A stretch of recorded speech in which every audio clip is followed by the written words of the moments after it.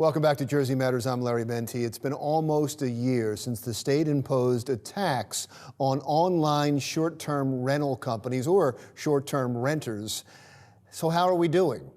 How is it affecting companies like Airbnb? Well, we happen to have Liz Debold Fusco here, Northeastern Press Secretary for Airbnb. Thank you so much for coming. Thank you for having me. How is it affecting you?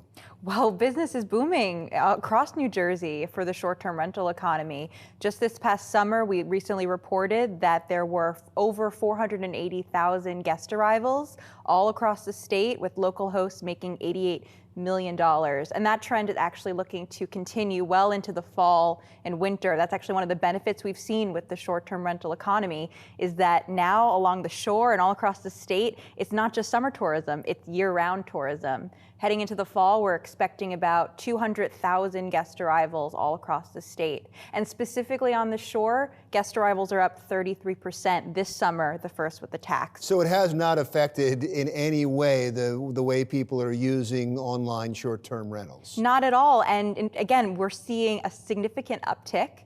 And at the same time, the state is benefiting from millions of dollars in tax revenue. Now, the latest number we have is only from October, when the law went into effect, through January. We remitted $4 million in tax revenue, but with the growth we've seen this summer, we can expect it's many, many millions of dollars in tax revenue that's been remitted to the state from our community that the state wouldn't have had before.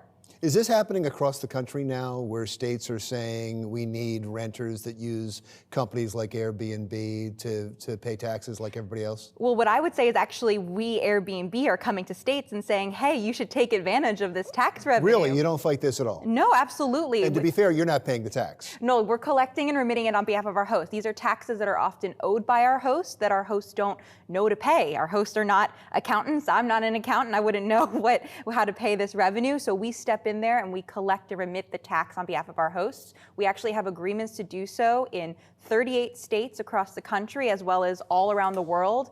And over the past few years, we've remitted $1 billion in tax revenue in the US alone.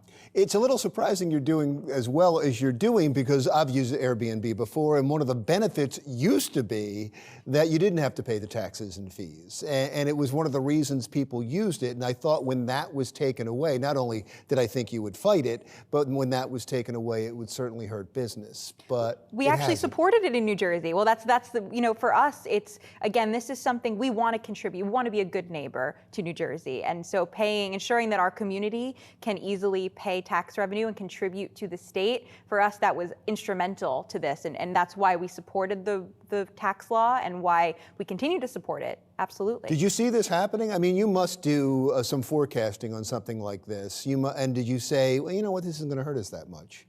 I mean, I think for us, we see that Airbnb is growing all around the world and many places where we already collect or remit taxes. So for us, the popularity of Airbnb in New Jersey is separate from tax revenue. And so why not start collecting and remitting it, and again, allow the state to benefit and can use that money for whatever they need, whether it is promoting tourism, supporting education, economic development. That's a big part about drawing people to the state. So you have no problems with the law? None at all? Well, the only problem we have is that there was recently, over the summer, an exemption that was passed for offline short-term rental operators. And for us, that's concerning, because given the benefits that we've seen created by the tax law in terms of revenue to the state, as well as the fact that, again, tourism continues to grow even with the tax, we're concerned about the lack of parity in the law. So for our part, we're continuing to remit the taxes, our community is continuing to pay it, but it's not really fair to our community that there are other members of the short-term rental economy who are not paying the tax. That's interesting that you call them offline. So who are we talking about? Are they local realtors that are renting for property owners? Is that what you're talking about? Because they're online. Well, realtors were exempt under the law that was actually passed in 2018. These are more short-term rental operators. You're not upset they're exempt?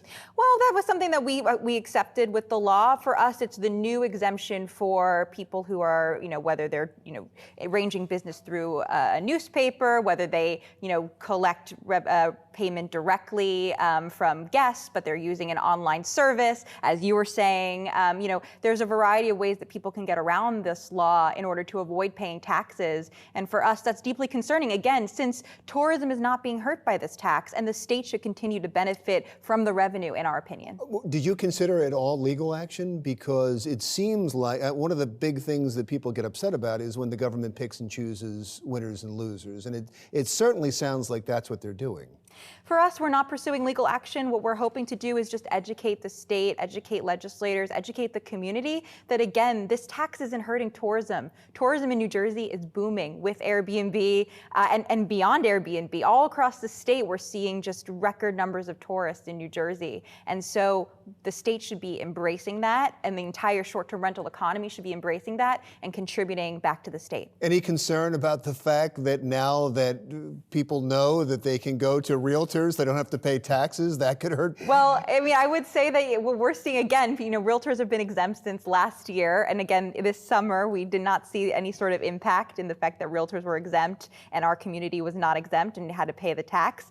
For us, Airbnb is offering a unique service. You can get connected to homes that you might not have been aware of, where you can stay in parts of the state that you might not have been able to find otherwise. The value of Airbnb goes far beyond the tax. In fact, the tax, again, only helps the state. I was teasing you, but there is an unfairness to it. So if I wanted to rent my home short term, and if I go to a realtor to help me, I know I don't have to pay tax, and I would be paying the tax on that. But if I go to Airbnb, I would pay a tax. It does certainly seem like the government is saying, we're going to help these realtors, and Airbnb, you have to play by another set of rules. Again, we're concerned with, the lack of parity in the law. We think that the tax should be paid. Again, our main concern has been paying it across the short-term rental economy. Again, realtors were exempt under the law that was passed in 2018. But yes, to your point, our concern is again a lack of parity, ensuring that every member of the short-term rental economy is able to contribute as they should to the community, to the state, by remitting tax revenue. Every time a city or a state or a legislature enacts some rules against Airbnb or that wouldn't favor Airbnb, I shouldn't say against, there is a concern that what they're doing is trying to help the hotel industry. Every single time there must be lobbyists from the hotel industry, there must be somebody paying off somebody, and that's what's happening. Which brings me to Jersey City. I can't even figure out their law. I tried to read what their new ordinance is about short-term rentals, and it's not that I'm siding with Airbnb, I'm siding with the people who are there trying to rent their properties and make some extra money. It seems like the ordinance there, and you can explain it to me, hurts them. It does, absolutely. Jersey City is a really difficult case, especially since back in 2015, Jersey City was actually one of the first cities in the country after Portland and Philadelphia to legalize short-term rentals. And not only that, they welcomed in short-term rentals to the city, encouraged people to come and set up shop essentially and share their home and contribute to the tourism economy and the boom of Jersey City. But now, again, through various the encouragement of special interests, whatever the cause is, now the city is basically taking that away from the people who had invested millions of dollars in the short-term rental economy and supporting tourism. So the law that was passed, there's a number of different... Right, it's almost too much to get into. It's almost too much to get into. It makes it onerous. Correct, yes. To rent a property short-term online through a company like Airbnb. And it was a late night session, and it did pass 7-2, but it was argued, and people thought it was unfair, and finally it did pass. But if somebody wants to do Airbnb or one of those online sites in Jersey City, you better learn the rules. Well, now not any. Well, so there's actually a bit of a caveat to that, in that our community has actually launched a referendum campaign there to challenge the ordinance. And so this November, the people of Jersey City will be able to decide whether they want to keep this ordinance or not. And that's actually something that we have supported. We supported our community in collecting over 20,000 signatures this summer to bring it to the ballot in November. And for us, again, this is something that was promised to the people of Jersey City in 2015, has been taken away from them, and now the people should decide what to do with this law. So there's a fight coming in Jersey City. Indeed, it's going to be an exciting election year. Thanks for coming in. I really appreciate it. Nice to meet you. Liz Debold Fusco, Northeastern Press Secretary for Airbnb. Jersey Matters continues right after this. Still to come on Jersey Matters, using faith to beat opioid addictions. That's when we come right back.